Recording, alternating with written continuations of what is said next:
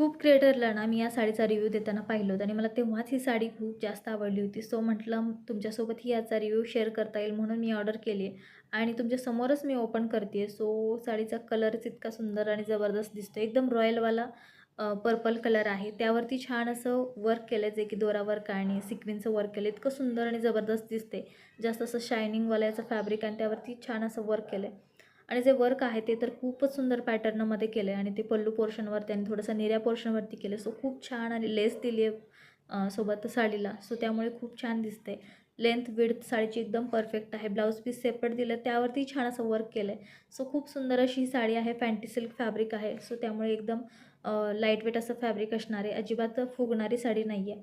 आपण वेअर केलं तशी ही साडी बसू शकते.